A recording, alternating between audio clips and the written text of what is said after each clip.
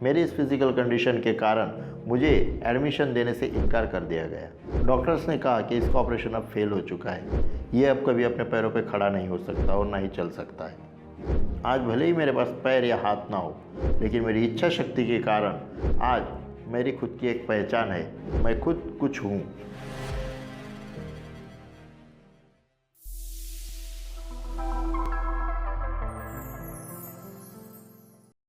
नमस्ते मित्रों, मेरा नाम है नवनीत सुदाम पाटिल। मेरा जन्म नंदुरबार डिस्ट्रिक्ट के शाहदा में हुआ था। मैं तो आम लड़कों की तरह ही था, लेकिन जब मैं 1.25 महीने का था तब अचानक ही मुझे पोलियो हुआ और जिसके कारण मैं विकलांग हो गया। मेरी ज़िंदगी पूरी तरह से बदल चुकी थी। अब मैं आम बच्चों की तरह ना खेल सकता था, ना घूम सकता था, ना ही कुछ और कर सकता था।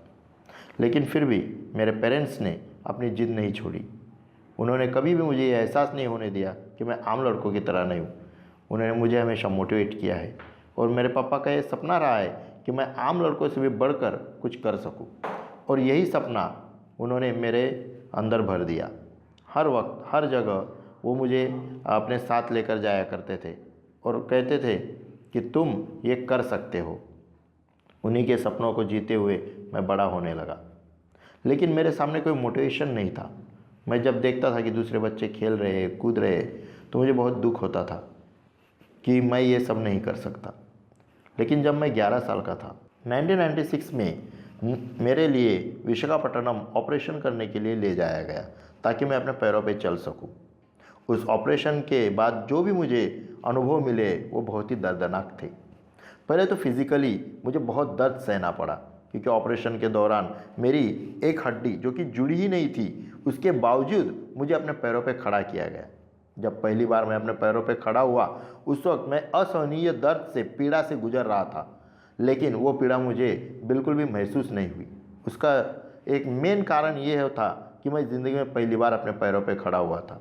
11 साल तक जिस क्षण की मुझे प्रतीक्षा थी, वो क्षण मेरी ज़िंदगी में आया था।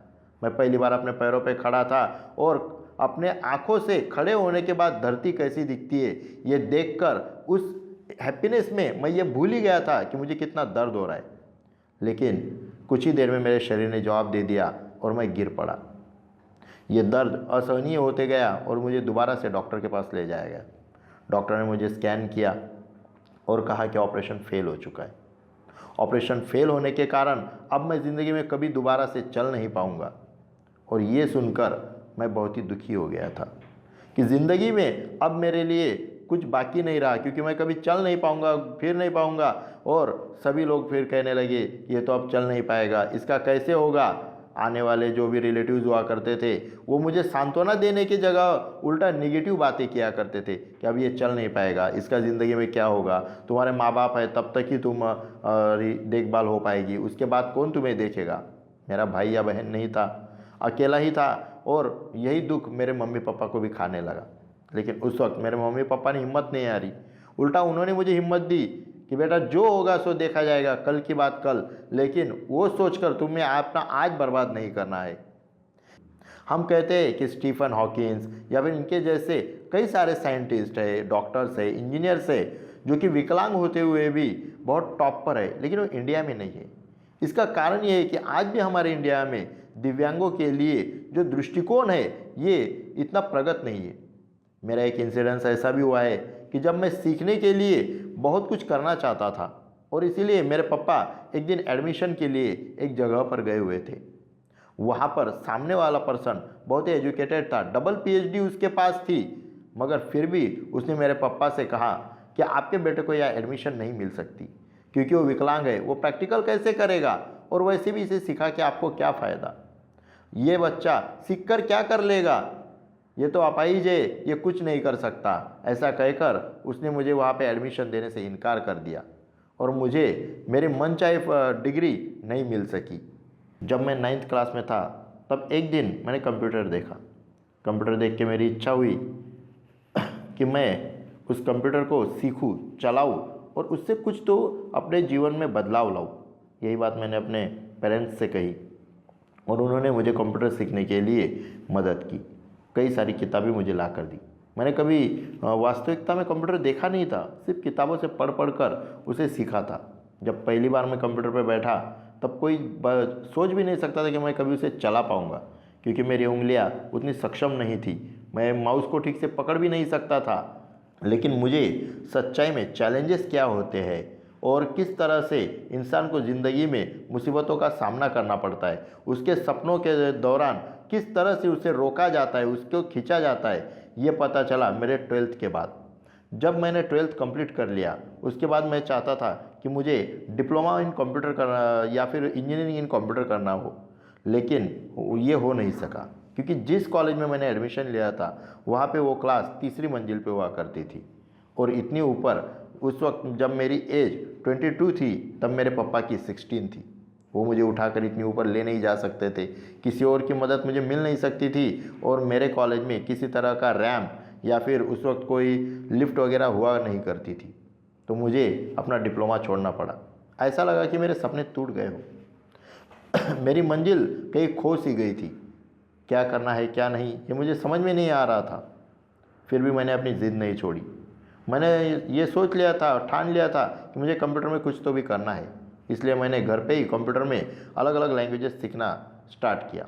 सबसे पहले मैंने सी शार्प, वीबी, जावा ये सब सीखा और अलग अलग तरह की प्रोग्रामिंग्स मैं करने लगा। वेब डिज़ाइनिंग मैंने सीखी, वेबसाइट्स कैसे डेवलप करना है, सर्वर कैसे डेवलप करना है, ये सीख लिया। बार बार कंप्यूटर बिगड़ता था और उसे सुधारने के लिए कंप्यूटर सेंटर ले जाना पड़ता था। इससे भी छुटकारा पाने के लिए मैंने खुद कंप्यूटर रिपेयरिंग भी सीख ली। ऐसा करते करते मैं हार्डवेयर, सॉफ्टवेयर और नेटवर्किंग इन तीनों चीज़ों में एक्सपर्ट हो चुका था। अब तो मैं खुद दूसरों की मदद किया करता था। मेरे सभी दोस्तों के कंप्यूटर्स, उनके सभी के सॉफ्टवेयर प्रॉब्लम या कोई भी हार्डवेयर प्रॉब्लम होता था तो मुझसे डिस्कस किया करते थे। इस तरह मैं उसमें एक्सपर्ट हो रहा था।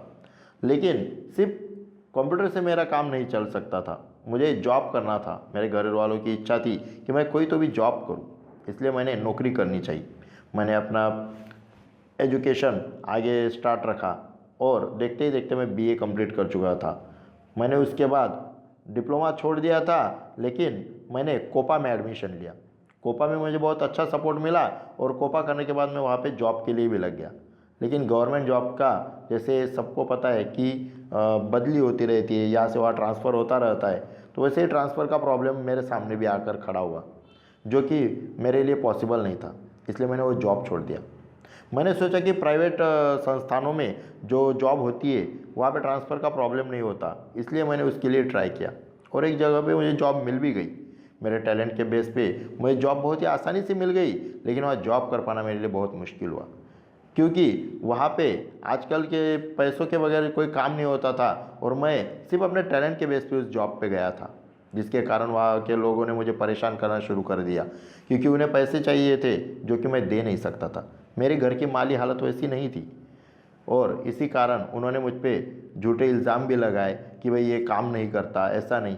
लेकिन मैं गवर्नमेंट जॉब कर चुका था, जिसके कारण मुझे सही प्रोसीजर पता थी और मैंने उस प्रोसीजर से अपने आप को साबित किया। मैंने काम करके दिखाया और हर चीज़ का रिकॉर्ड उन्हें दिखाया कि मैंने किया है, लेकिन ये मुझ पर झूठे इल्ज़ाम है। मैंने अपने आप को वहाँ से तो बरी कर लिया, लेकिन सोच लिया था कि जॉब करना शायद मेरे लिए पॉसिबल नहीं। मैंने अपना खुद का बिजनेस सेटअप करना चाहा। मैंने फ़ोटो स्टूडियो डाला, उसके बाद मैंने जॉब वर्क सेंटर डाला और इसी तरह से मैं कंप्यूटर रिपेयर, साइबर कैफ़े ये सब करने लगा। हर तरह से मुझे उसमें सक्सेस तो मिली, लेकिन जॉब जो मुझे करनी थी वो नहीं मिल पाई। एक दिन की बात है जब मेरे पापा ने कहा कि तुम्हें ज्योतिष शास्त्र सीखना चाहिए। मेरे दिमाग में भी कई सारे सवाल उठा करते थे। आध्यात्म से मैं पहले से ही जुड़ा हुआ था, लेकिन ज्योतिष शास्त्र सीखूँ तो कैसे सीखूँ। मैंने पहले से ही अपने गुरु, अपनी किताबों को माना है। किताबों से मैंने इंस्पिरेशन ली है, किताबों की कहानियाँ, किताबों से मुझे कई सारी चीज़ें सीखने को मिली। उसी तरह ज्योतिष शास्त्र में मैंने किताबों से सीखना प्रारंभ किया और देखते ही देखते मैं ज्योतिष शास्त्र बहुत अच्छी तरह से सीख गया। आज मैं ज्योतिष शास्त्र में अपना करियर बना चुका हूँ। पिछले 22 साल से मैं ज्योतिष शास्त्र प्रैक्टिस कर रहा हूँ और कई सारी कुंडलियाँ आज तक मैंने बनाई है।